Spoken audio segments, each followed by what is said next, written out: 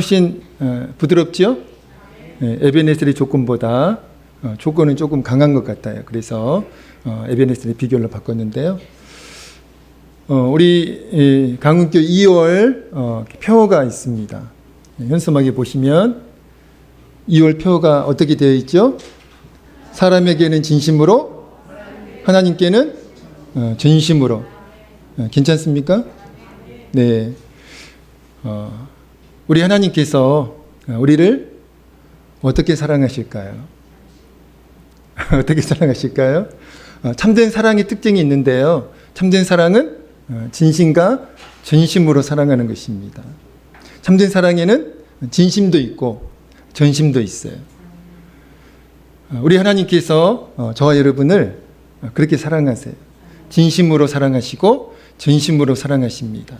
그 하나님의 사랑을, 우리를 그렇게 진심과 전심으로 사랑하시는 그 하나님의 사랑을 기억하시고, 우리도 2월 한 달 동안 진심과 전심으로 하나님을 사랑하시고 섬기시는 여러분 되시기를 우리 주의 이름으로 간절히 축원드립니다. 옆에 있는 분들에게 이렇게 인사하시죠. 하나님을 진심과 전심으로 사랑합시다.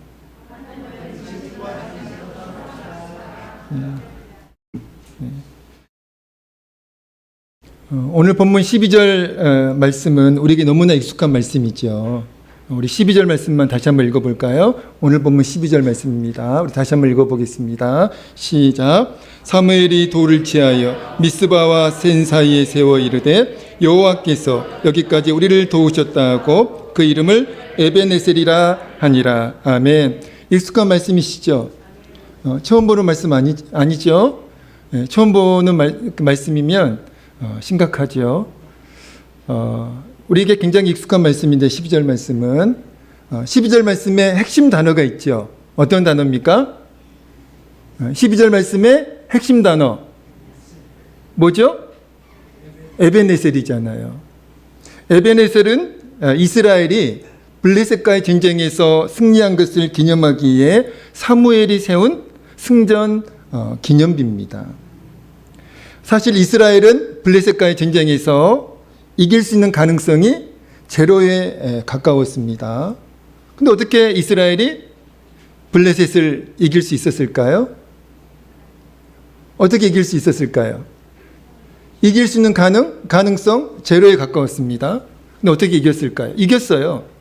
이겼는데 그 승리의 원인이 무엇일까요? 하나님께서 도우셨기 때문입니다. 하나님의 도우심으로 이스라엘이 블레셋을 이긴 것이지 이스라엘의 능력으로, 이스라엘의 지혜로, 어떤 전략으로 이긴 것이 아니라는 것이죠. 블레셋이 이스라엘을 침공하였을 때 당시 이스라엘 백성은 사무엘의 주도로 미스바라는 곳에 모여서 금식 기도를 하고 있었기 때문에 사실 이스라엘은 무방비 상태나 다름이 없었습니다. 그리고 어떤 체계적인 군사 조직도 없었어요. 그런데 그 이스라엘이 블레셋을 이겼다는 것이죠. 기습적으로 공격을 했음에도 불구하고 이스라엘이 이겼어요. 그런데 이스라엘이 블레셋을 이긴 것은 하나님께서 큰 우레, 그러니까 천둥소리죠. 큰 천둥소리를 통해서 블레셋을 혼비백산하게 만드셨고요. 그래서 이스라엘을 이기게 하신 것입니다. 우리 10절 말씀 읽어볼까요? 오늘 보면 10절입니다. 우리 다시 한번 오늘 보면 10절 읽겠습니다. 시작. 사무엘이 번제를 드릴 때에 블레셋 사람이 이스라엘과 싸우려고 가까이 오매 그날에 여호와께서 블레셋 사람에게 큰 우레를 발하여 그들을 어지럽게 하시니 그들이 이스라엘 앞에 패한지라. 아멘. 분명히 성경은 하나님의 도우심으로, 하나님의 능력으로 이스라엘이 이겼다 분명하게 선포하고 있고 말씀하고 있습니다. 그래서 사무엘이 그 하나님의 도우심으로 블레셋과의 전쟁에서 승리한 것을 기념하기 위해서 기념비를 세우고 그 기념비 이름을 무엇이라고 칭하였습니까? 에베네셀이라 그렇게 칭하였는데요. 뜻은 무엇입니까? 에베네셀의 뜻. 하나님의 도우심으로 우리가 이겼다, 그런 뜻을 가지고 있습니다.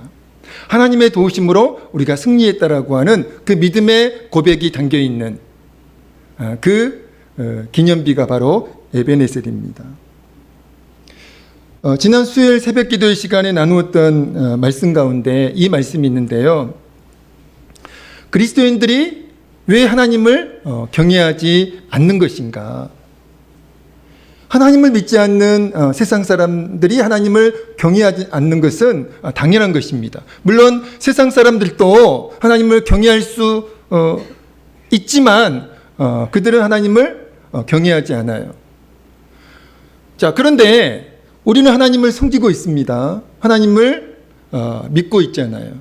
자, 그렇다면 우리는 당연히 하나님을 경외하면서 살아야 하는데 우리가 왜 일상을 살아가면서 하나님을 경외하지 않는 것일까요? 하나님의 살아계심을, 그리고 하나님의 도우심을, 하나님의 능력을 체험하지 못하기 때문입니다.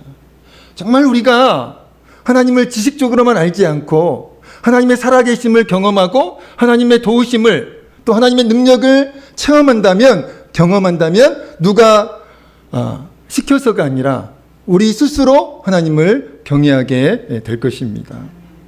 자, 그렇다면 우리가 왜 하나님의 살아계신가, 하나님의 도우신가, 하나님의 능력을 체험하지 못하는 것일까요? 하나님의 살아계심을, 하나님의 도우심을, 하나님의 능력을 믿지 않기 때문입니다.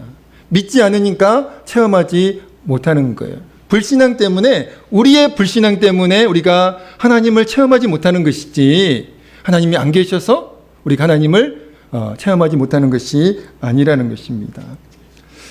제가 그 신문을 읽다가 이 기사를 읽으면서 제가 은혜를 받았는데요.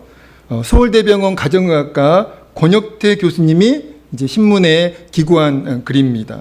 이분은 분당 지구촌교회 성도님이세요. 그러니까 그분이 이제 그 믿음으로 고백한 글인데요. 이 교수님께서 이런 말씀을 하시면서 이제 두 가지, 자신이 직접 체험한 그 두 가지 에베네셀 사건을 말씀을 하셨어요. 이렇게 말씀하십니다.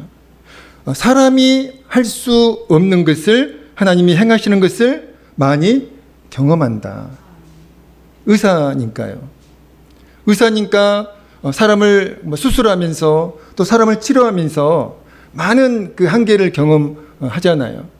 그럼에도 불구하고 사람이 할 수 없는 것을 하나님께서 행하시는 것을, 다시 말하면 기적을 많이 경험한다라고 그렇게 말씀을 하시더라고요. 그리고 그러면서 자신이 직접 체험한 그 에베네셀 그 사건 두 가지를 이제 그 예를 드셨는데요. 첫 번째 에베네셀 사건은 이겁니다.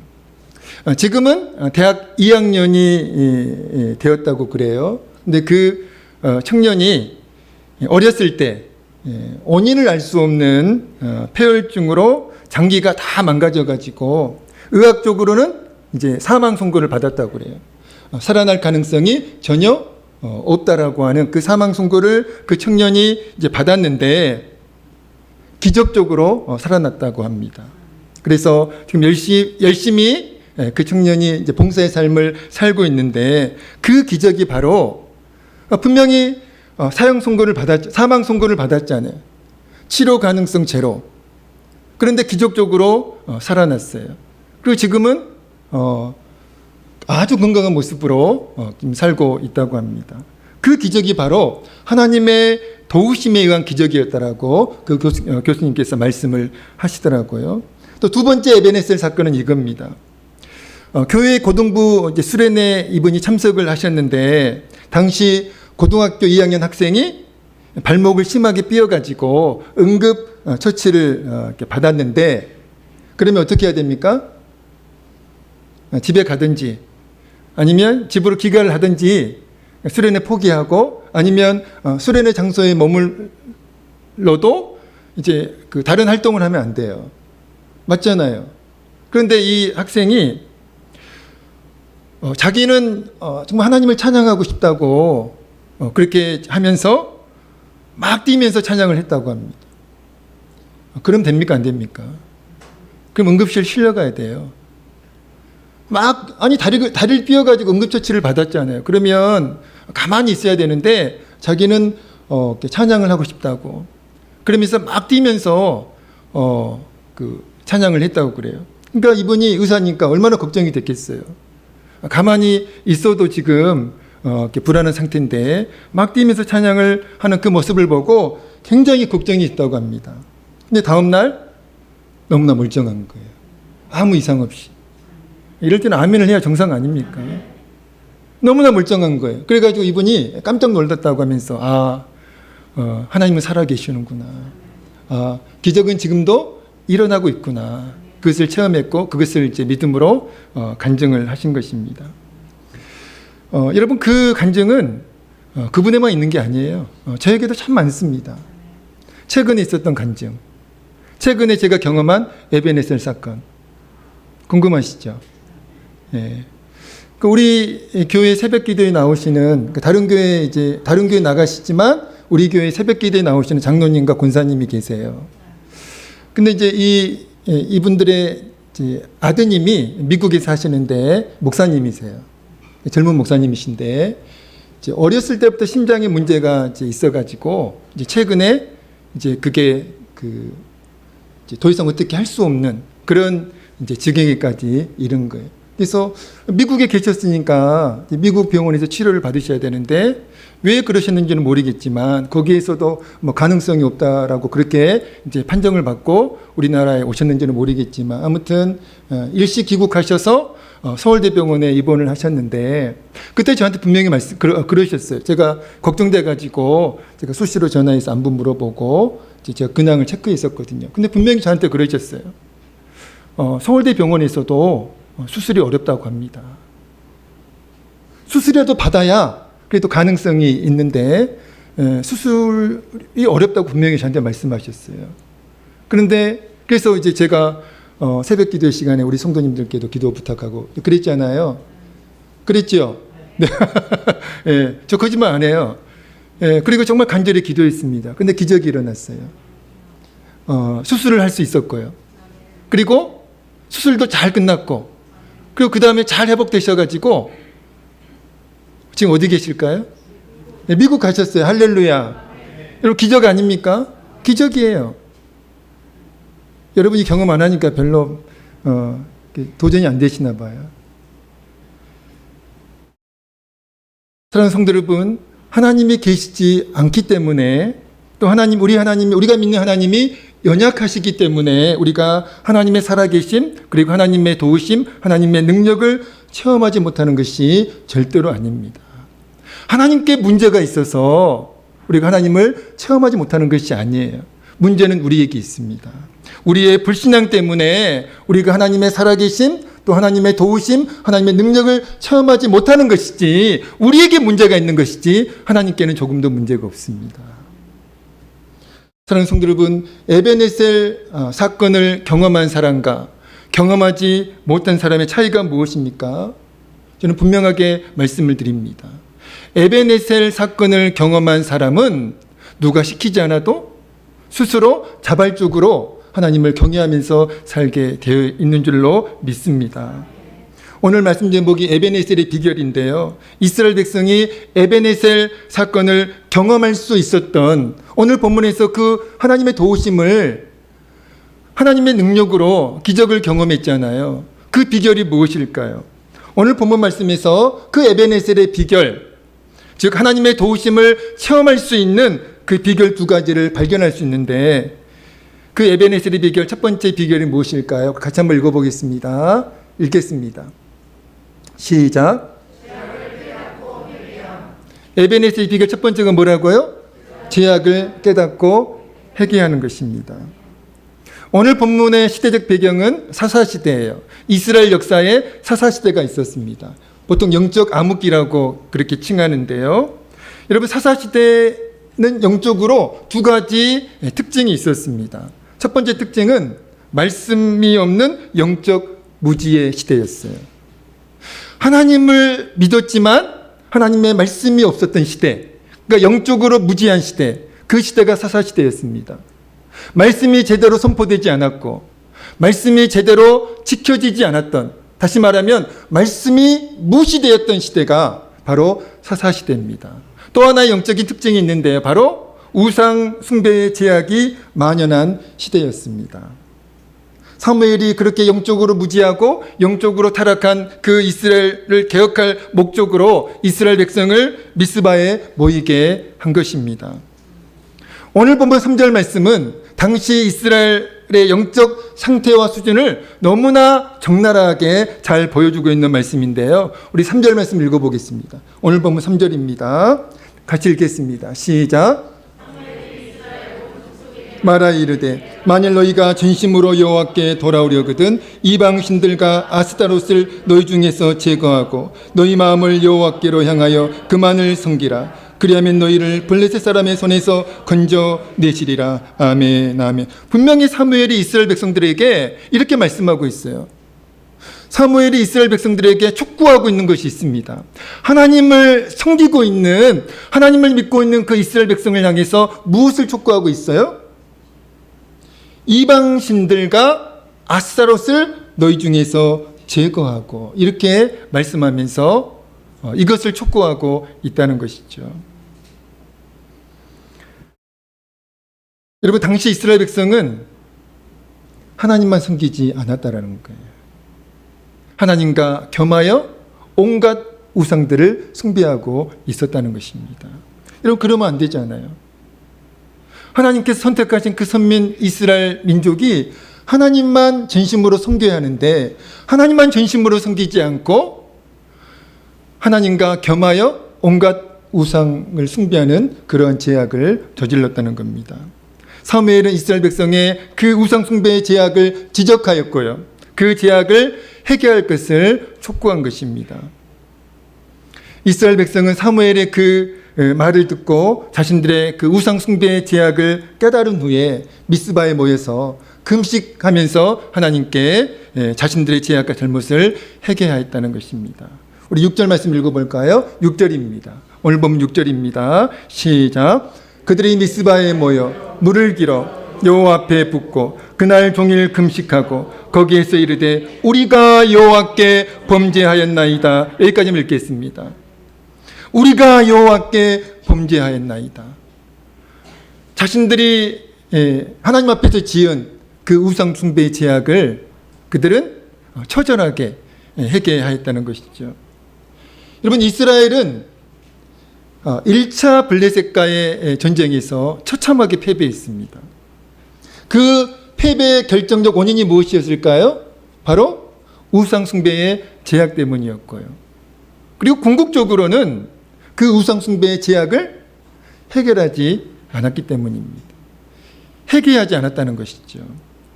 오늘 우리가 왜 하나님을 믿는데, 왜 오늘 우리가 하나님의 살아계심을, 또 하나님의 도우심과 하나님의 그 능력을, 하나님은 분명히 살아계시는데, 그리고 하나님의 도우심을 우리에게 약속하고 계시는데 우리가 왜 그 하나님을 체험하지 못하는 것일까요?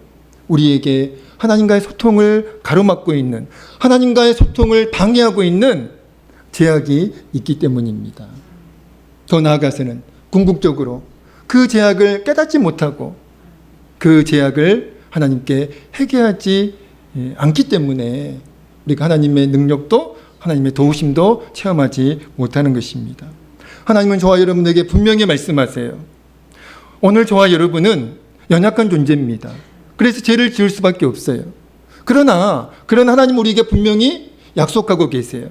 말씀하고 계십니다. 무엇을요? 요한일서 1장 9절 말씀인데요. 요한일서 1장 9절입니다. 같이 읽겠습니다. 시작. 만일 우리가 우리 죄를 자백하면 그는 미쁘시고 의로우사 우리 죄를 사하시며 우리를 모든 불의에서 깨끗하게 하실 것이요. 아멘. 어떤 죄라도 괜찮습니다. 무슨 죄라도 괜찮습니다. 하나님께서 용서하지 못할 죄는 이 세상에 없어요. 어떤 죄를 지었다 할지라도 하나님께 나아가 그 죄악을 고백하기만 하면, 회개하기만 하면 하나님께서는 용서해 주십니다. 그때부터 하나님과의 관계가 회복되는 줄로 믿습니다. 에베네셀의 비결 두 번째입니다. 하나님의 도우심을 체험하기 위해서, 하나님의 능력을 체험하기 위한 비결 두 번째 무엇입니까? 같이 읽겠습니다. 두 번째 비결입니다. 시작. 믿음으로 하나님의 도우심을 간구함. 믿음으로 하나님의 도우심을 간구하는 거예요. 이스라엘 백성이 모여서 금식하면서 회개하고 있을 때 블레셋이 쳐들어왔습니다. 7절 말씀에 보니까 블레셋이 쳐들어왔어요. 기습 공격을 한 것이죠. 그러나 여러분, 블레셋이 쳐들어왔는데 그 문제 앞에서 이스라엘 백성은 이전과 다른 모습으로, 문제는 똑같은데, 상황은 똑같은데 그 문제 앞에서 이스라엘 백성은 이전과 다른 모습으로 반응하는데요. 이전과 다른 이스라엘 백성의 반응이 무엇일까요? 8절 말씀입니다. 오늘 보면 8절 읽겠습니다. 시작. 이스라엘 자손이 사무엘에게 이르되 당신은 우리를 위하여 우리 하나님 여호와께 쉬지 말고 부르짖어 우리를 블레셋 사람들의 손에서 구원하시게 하소서 하니. 아멘. 문제는 같습니다. 이전에 블레셋이 쳐들어왔을 때 1차 그 침공 때, 여러분 그때는 이스라엘 백성들이 하나님을 찾지 않았어요. 하나님을 의지하지 않았습니다. 스스로의 힘으로, 스스로의 능력으로 그 문제를 대처하려고 했다는 것이죠. 그런데 지금은 다릅니다. 이스라엘 백성은 지금 문제 앞에서 믿음으로 하나님의 도우심과 하나님의 은혜를 구하고 있다는 거예요. 사랑하는 성도 여러분, 문제 앞에서 여러분 문제 없는 인생이 있습니까?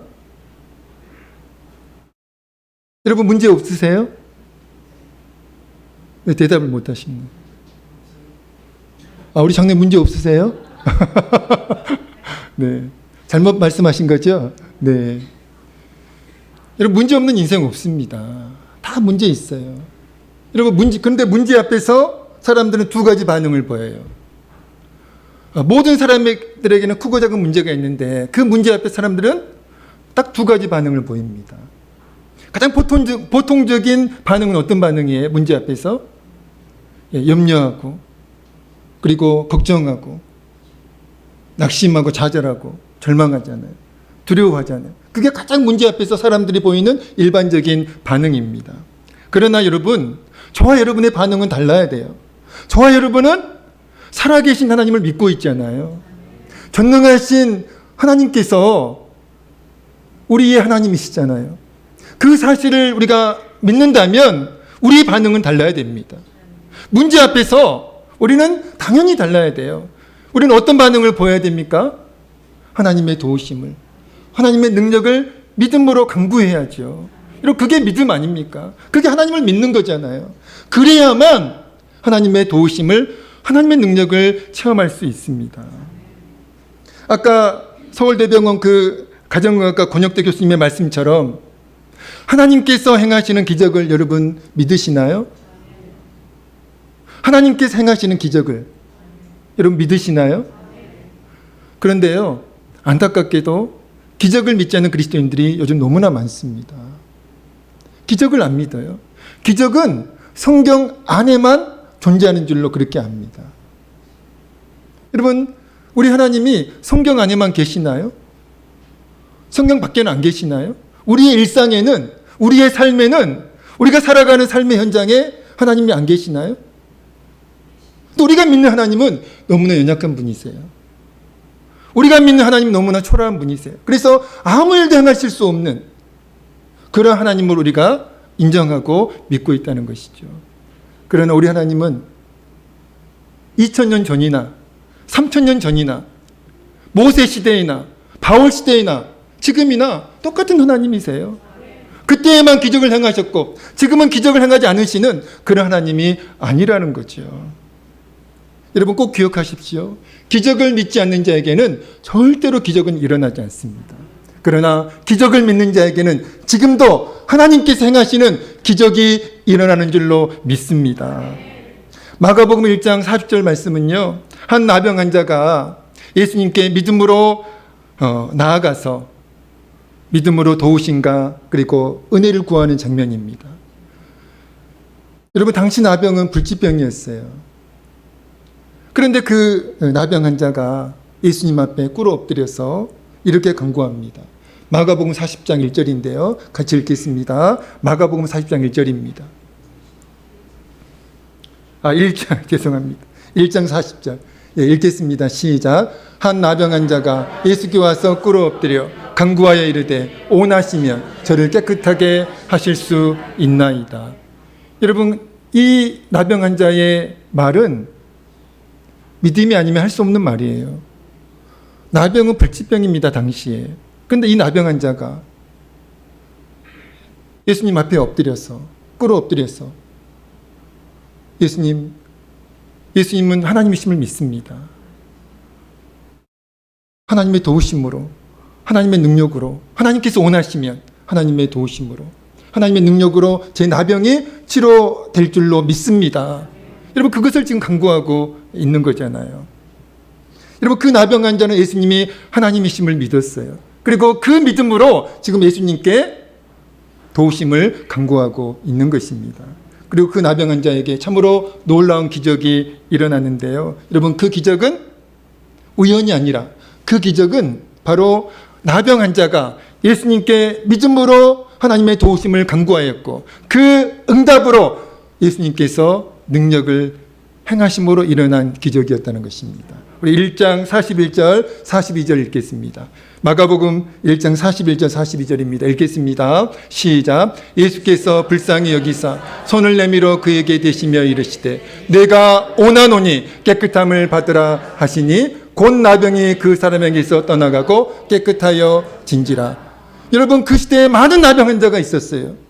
그러나 기적을 믿고 하나님의 능력에 의한 하나님께서 행하시는 그 기적을 믿고 예수님께 그 능력을 구한 그 나병 환자에게만 일어났다는 것입니다. 오늘 많은 그리스도인들이 있습니다. 기적이 일어나는 그리스도인은 어떤 그리스도인일까요? 하나님의 능력을 믿고 하나님의 도우심을 믿고 그 하나님께 능력을 구하는 그리스도인, 하나님의 도우심을 구하는 그 그리스도인에게 지금도 기적은 일어남을 믿습니다. 말씀을 마치겠습니다. 이스라엘 백성은 하나님의 도우심으로 절대 이길 수 없는 그 블레셋과의 전쟁에서 승리하였는데요. 에베네셀은 바로 하나님의 도우심으로 하나님의 능력으로 승리하였다라고 하는 그 뜻입니다. 에베네셀, 즉 하나님의 도우심은 우리로 하여금 하나님을 경외하게 합니다. 오늘 우리가 왜 하나님을 경외하지 않는 것일까요? 왜 우리가 세상은 두려워하면서 사람은 두려워하면서 왜 하나님은 두려워하지 않는 것일까요? 하나님의 그 능력을, 하나님의 살아계심을 경험하지 못하기 때문이 아닙니까? 여러분, 꼭 우리는 에베네셀의 사건을 경험하면서 사셔야 돼요. 여러분, 에베네셀의 비결이 무엇입니까? 오늘 두 가지 말씀 나누었습니다. 에베네셀의 비결. 첫 번째가 뭐였죠?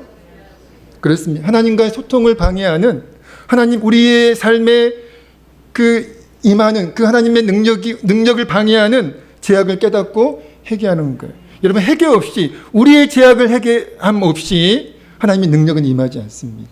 하나님과의 관계가 막혀 있는데 어떻게 하나님의 능력이 임할 수 있겠습니까? 두 번째는요, 믿음으로 하나님의 도우심을 간구하는 것입니다. 문제 앞에서 우리가 보일 반응은 낙심과 좌절과 절망이 아니에요. 두려움이 아닙니다. 염려와 걱정과 근심이 아니에요. 그것은 하나님을 믿지 않는 세상 사람들이 보이는 지극히 일반적인 반응입니다. 하나님을 믿는 저와 여러분은 문제 앞에 어떤 반응을 보여야 됩니까? 믿음으로 하나님의 능력을, 하나님의 도우심을 간구해야죠. 그러면 반드시 하나님은 응답하십니다. 반드시 하나님의 능력을 체험하게 될 줄로 믿습니다. 그리고 하나님을 전심으로 경외하는 신실한 믿음의 사람들로 살아가게 될 줄로 믿습니다. 기도하겠습니다. 하나님 아버지, 에베네셀의 사건을 우리가 사모합니다. 에베네셀의 사건을 하나님께서 도우셔서 승리하는 그 에베네셀의 사건을 우리가 경험하기를 원합니다. 그리고 하나님을 경외하면서 살기를 원합니다. 하나님 아버지, 하나님과의 소통을 방해하는 제약을 깨닫고 회개함으로, 그리고 믿음으로 하나님의 도우심을 간구함으로 우리도 에베네셀의 사건을 경험하고 체험하고 하나님께 영광을 돌리면서 하나님을 경외하는 신실한 믿음의 삶을 살아갈 수 있도록 은혜를 베풀어 주시옵소서. 하나님 아버지, 우리에게 믿음을 주셔서 믿음으로 살아가게 하시고 믿음으로 하나님의 도우심을 간구하는 저희가 되게 하여 주시옵소서. 예수님의 이름으로 간절히 기도하옵나이다. 아멘. 아멘. 우리 찬송가 215장